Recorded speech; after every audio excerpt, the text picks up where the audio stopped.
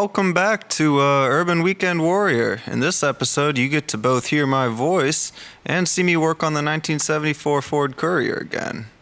It's had hydraulic leaks in the clutch system for as long as I've had it, and it's about time that got fixed.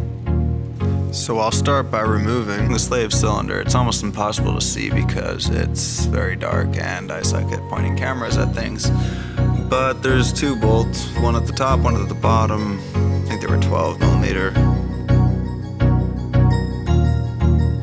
That's good. So yeah, first just taking those bolts out. And I'm putting a vice grip on the clutch line to try to keep it from pissing too much clutch fluid down the hose. And I think it was like a 17 millimeter. I really don't like reading out the dimensions of every tool. I mean, that might be valuable to someone, but I think if you're actually in there, I mean, you're gonna need a metric set of everything pretty much if you're gonna work on a metric car. Standard, vice versa, you know? So you're gonna have to figure out what's gonna fit the bolt that you're trying to work on. So I'm just gonna tell you what I'm doing. Here I'm taking off the air filter to get to the bottom bolt of the master cylinder, which is, I don't know, there might be a way to get some really finicky shaped ratchet down there, but I just figure it's like two bolts and a bunch of rubber hoses to take this thing off, so why not? Although, yeah, should have probably gotten something else to take that particular nut off.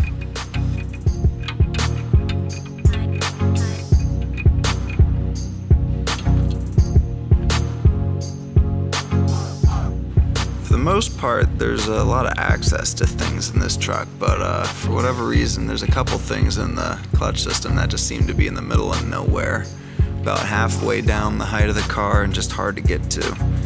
So now I think I'm taking some of the rubber hoses off and unscrewing some of the little tensioners on the hoses. The near side bolt. I think it should come right about out.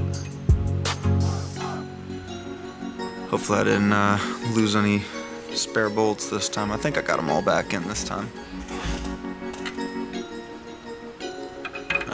Yeah, and then you take off the last hose, the one that you forgot to take off before. And since everything wobbles now, that's probably going to be the hardest one to take off. Alternatively, you can watch this video and then don't make that mistake and just take it off before you try to take off the air filter. So there we go. Cold air intake. They had that in the 70s. That thing's sucking air right from the front fender, bypassing the radiator. I'm not kidding. It is a cold air intake. Not that it makes much more than 70 horsepower. I had one of those like wobbly extension bits. For some reason, the bottom bolt on this was a 13 millimeter and the top one was a 12. And I said I wasn't going to name sizes, and it's not so you can grab the right wrench. It's more that, like, what the hell? There's two bolts that hold the exact same thing on, one on the top, one on the bottom, and one's a 13, one's a 12. Okay. Anyway, went to this do-it-yourself garage place where they have lifts and basically like a fully stocked automotive shop for you. You rent by the hour. And yeah, I'm a little spoiled now with the air tools. It's like things that used to take way too long, I can just rip right off. And there's still a few times you'll see in this video where I'm using like a ratchet and I should have just grabbed the air tool, but you know.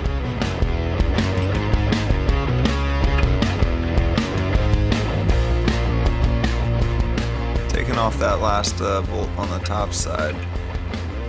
Not a lot of access to it, but there was just enough room between the firewall and that to run this wrench, so it works. It wasn't too bad. Also, I mean, these ones really shouldn't be brought down that tight. I mean, tight, yeah, sure, but it's not like the truck is being held together by that.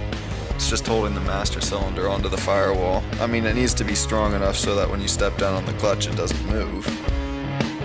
But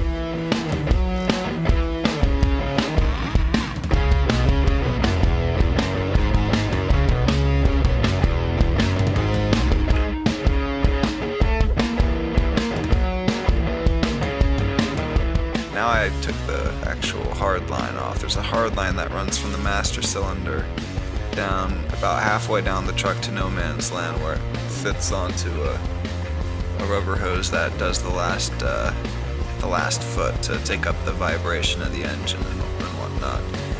And yeah, I replaced that in this job too. I might not have needed to, but there was a leak from the slave cylinder, and it was right near the fitting, and the slave cylinder was just not working too well. The leak was, it was a leak. I was routinely filling up this clutch cylinder, the reservoir. And I wasn't going to do the master cylinder initially because it seemed to be working just fine up top, no leaks from the top side. Like I could tell, when I saw that I was losing fluid, I topped it off and just polished off all the, all the bottom of the fittings and whatnot so it stayed dry up top. Drive it a couple days, it's about half empty again. Nothing wet up top.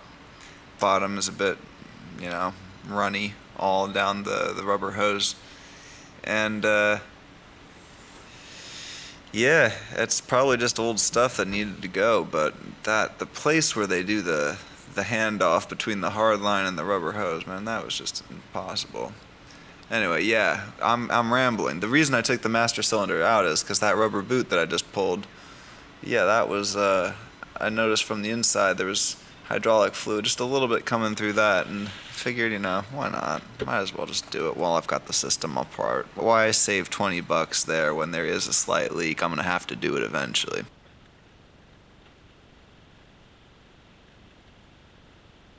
So anyway, here I am, the world's most impossible to see camera angle, trying to get that rubber hose off. Just a little more perspective of where it is. It's just, there was no easy way to get to it. But man, I am so spoiled now. You see this lift going up, down. I don't even know what I'm doing yet with it because I was only getting it up to about shoulder height. So I'd still have to duck down to get underneath it, and sometimes duck my head a little bit while I was underneath, which is the whole point of the lift is you can lift it. But it's I want to take it all in at once. I used to have to climb backwards on my back and roll around and twist my neck sideways just to see which way was up underneath there, and now I can walk, so I'll duck my head a little bit. Anyway, here you can see the new ones going on.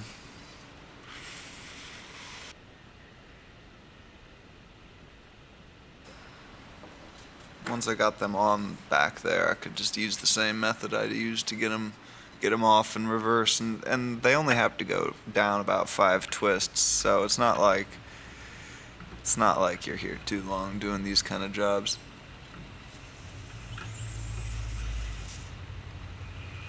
Even when it's as tedious as you can see.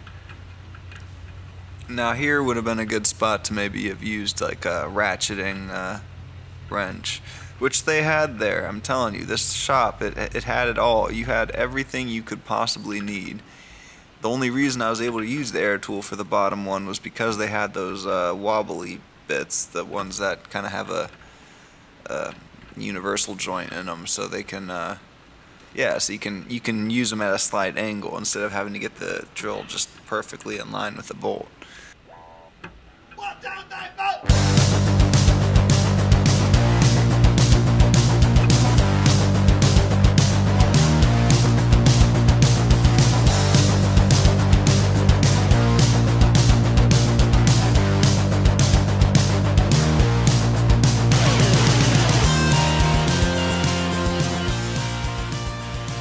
Wobbly bit and just a quick blast. Don't want to really pound the shit out of this bolt again. I just want it to go down and be tight. Now that the bottom one's tightened down a bit tighter than the first one would have been done by hand. Tighten up that top one just a little bit more, and I think it should be good. So I'm reassembling the washers for the master cylinder pin. It's the hard line fitting coming off of this, it could have just like been a typical one where it kind of looks like a sort of like a valve stem, but without the internal bit. But instead, they have the kind where it wraps around the outside, and then the bolt that holds this like thing down has a hole through it that the fluid runs through. It's just like needlessly complicated, in my opinion, for what they're doing. Just, 90-degree bracket. You know what?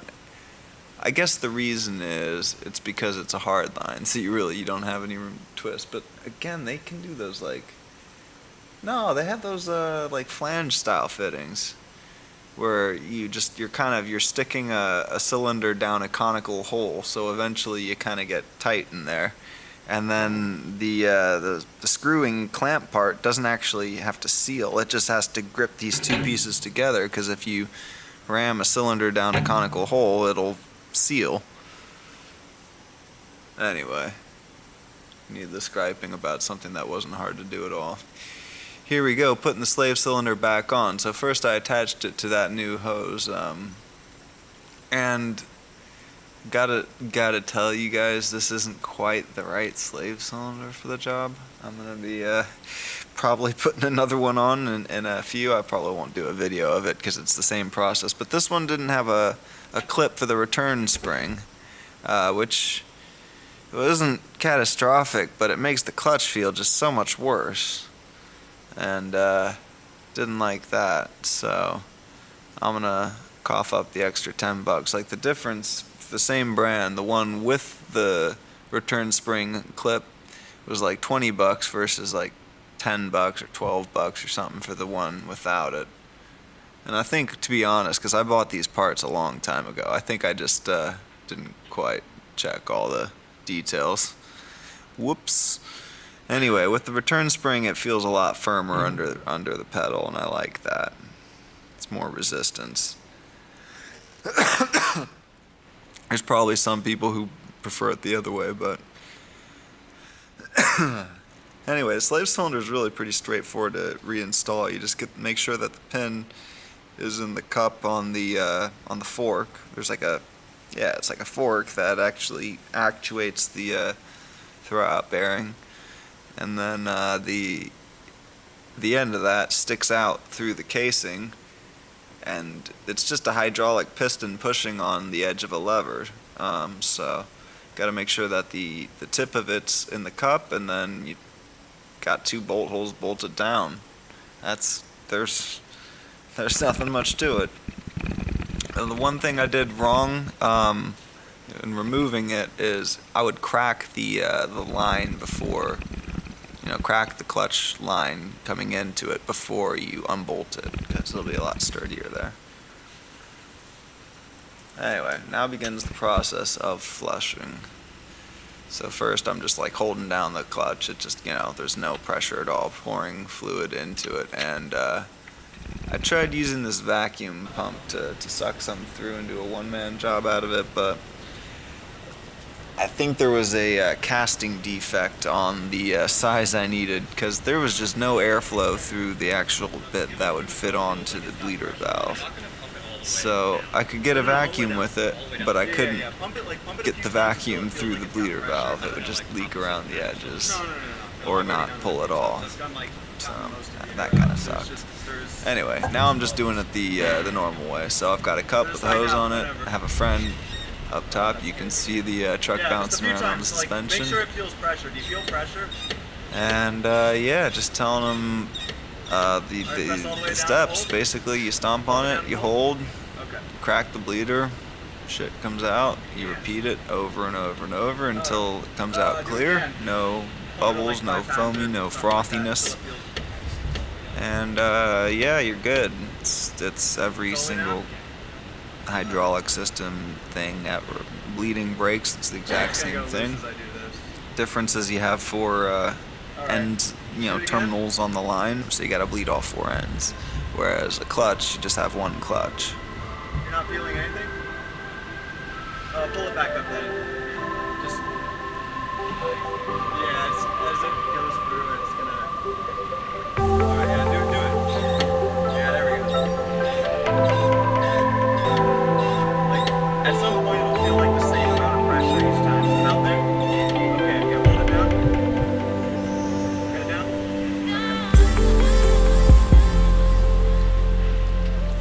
As you can see, I'm starting to pull fluid through.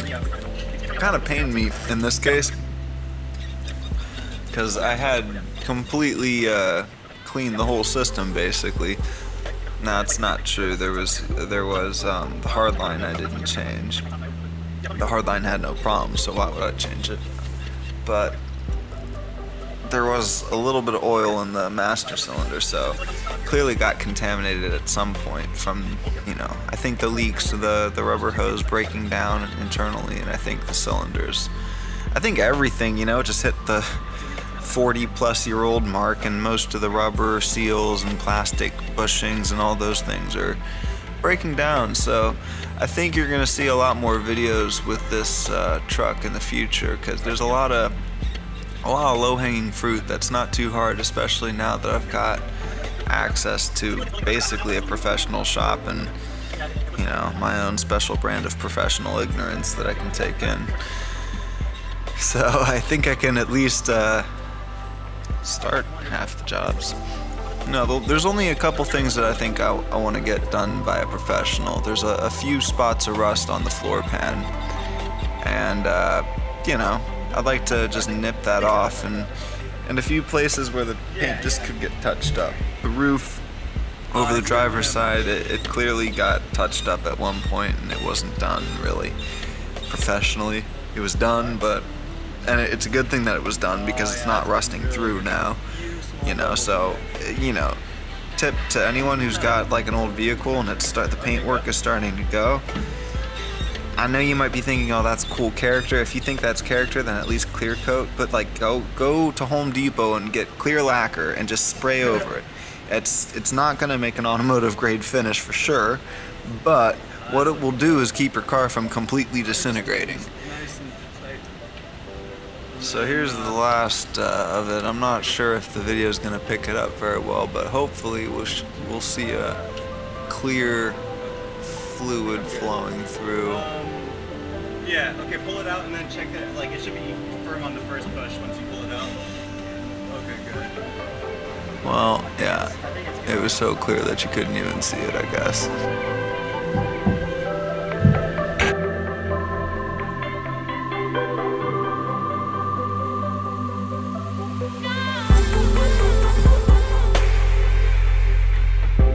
Here I am putting the air filter back on, pretty much just on right as it came off. It's just a box with a hole in it to put air through a filter and then into another spot. So,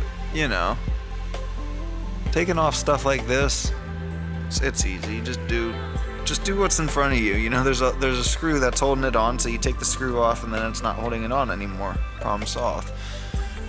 No, you don't have to be a PhD master mechanic because that's generally the type of person that's a master mechanic. No, I don't know. You don't have to be some sort of certified person to get into these things. It's not like it's just as simple as it looks sometimes, and sometimes it's more simple than it looks. Sometimes it's not, but in this case with the air box, it's definitely as simple as it looks, if not more.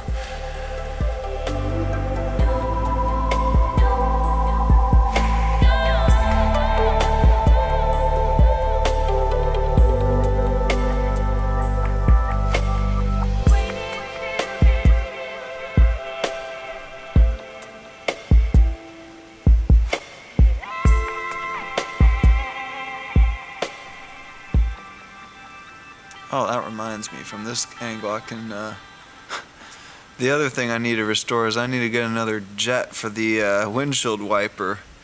Believe it or not, it shoots fluid and it shoots at like 15 feet straight up in the air. The little sprayer thing that like points it at the windscreen got cracked off, like, I don't know. It's never been there when I've owned it. But the motor itself, that thing is supercharged, so yeah, I think I need to go ahead and show the resilience of that motor off a little bit better. But yeah, once I get a little bit of that rust work and paint work done, I've got some rubber door seals, weather seals, to put in. might consider doing the windscreen again, redoing the windscreen seal, or just gapping it, because there's a gap at the bottom where just the old material had shrunk over time, so at the seam it just pulled apart. That said, it's not cracked anywhere. It's just at the seam, and it's just pulled apart, which I mean, I think that it just is what it is. And they probably put a plastic filler part in there before, when it was new, and that part itself popped out or deteriorated or something, because it's not quite as, well done as the actual windscreen seal. But yeah, looks like I got all the parts back in that I put out, so it should be good to go.